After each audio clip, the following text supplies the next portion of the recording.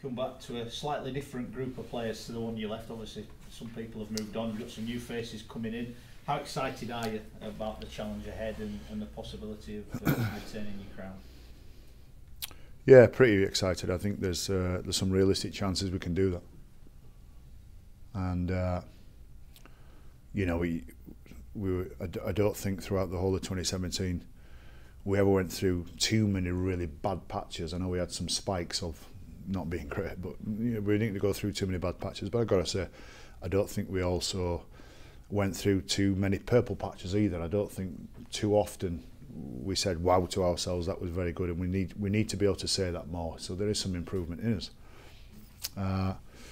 But just generally, you look back on 2017, it was going to be a positive season's end, regardless whether we got to or won the grand final. I think we made enough progressions from 2016 that we could have been excited about this pre-season.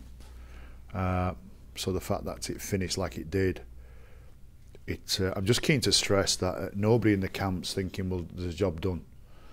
And I knew that it's not something I've had to deliver to the players. The players all said they can't wait to get back in. It's the first end of season review I've done with the players where they're all still looking bright-eyed and they all want to get back in. So I think losing Kevin, JP and Kylie, you know, we went through a period there after them, and then obviously we lost Mags and Rob now, but we're in so much better shape to deal with all that there is some genuine excitement about next year. Has that experience from after 2015, has that helped, do you feel? For sure. Was it ever? And looking at it, obviously the success at Old Trafford brings its own challenge, and you're going back to Australia again, the World Club Challenge. How much of a challenge is that so early in the season? Yeah, it's something that we'll have to deal with, but I'd rather deal with it than not, you know. So getting on an aeroplane within 12 hours of playing a game to then, you know, have 5 days prep to go play in a World Cup Challenge, then come back and then the following week fall straight back into Super League again. There's some stuff there that we've got to get right, and if we don't get it right, it can hurt us. But I want to be in that environment. We want those problems or challenges, as you say. We'd like those. And just finally from me, Wakefield coming up Boxing Day. Nice to get out there for the players. Do you feel get on the field rather than just doing what they do in pre-season? Yeah, it's a festive challenge that we've played for many a year, and I'm not sure if one was frozen off. Was it a couple of years ago? I can't remember. But Gary reminded me that it's been, I think it's been like 3,000 years since the last one was called off. So, you know, it's good that we play this festive challenge, but we do it over at Bellevue this year, which is different. If the England job came up saying you were approached, would you consider it? Yes.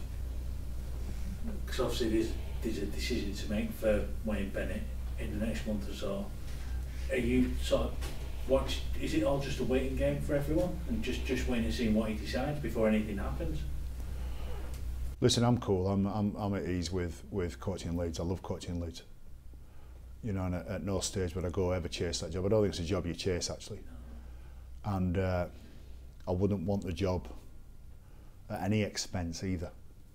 If I was to do the job, I'd want to do it my way, which won't be too radical. But I'm just trying to make a point that I'm not going to get veered off the track to go chase the England job. And if it becomes available and you know I get a phone call, I'm certainly up for that.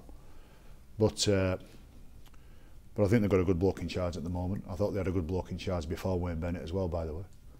I don't think they were that far off with Steve Mack, and you know, so wherever really, without trying to sound like a 16-year-old kid with an attitude, whatever. I can imagine that answer on the phone call if it ever comes. Brian, do you fancy being in close? Whatever. Yeah, whatever. That's what I said to Gary. I said, yeah, if you want. How are you looking squad-wise, Brian, in terms of recruits? Are you looking for 1 or 2 more? Or? No, that's us. That's our squad. I think our squad's good. I like our squad at the moment. I like how balanced it is. You know, you don't want to put the knocker on anything, but you know the Warrington boys have come in and have made their mark straight away. You know, they've been really good in training. Nate Peter, who's come in, and I knew on the phone when I was talking to him that he wants to be here. You know, I've been saying this for a couple of years with our recruits. You've got to want to be here, and he wants to grow his game and become a better player than what he is now. He's not just bringing his talent here and saying, right, you can use me how you want. He wants to be a better player than when he leaves, and I'm really excited about where Brad Singleton's at, and Liam Sutcliffe and Jimmy Kynhorst, where Stevie Ward's at, and Ash Golden and Jack Walker, and we've got some blokes there where they're not senior players by any stretch. You won't call them senior players yet because they're not old enough and they're not playing enough games, but they've been through it a bit. They've been through some incredible experiences, winning and losing, which makes them a real tough group of players. And you get their attention really quick. I find I'm getting their attention really quick when I speak to them, all the way through last year, because I went on in 2016. They're switched on, they're very aware. You decided on your captain yet? We're close to it. Yes, is probably the answer, but I'm not going to tell you yet.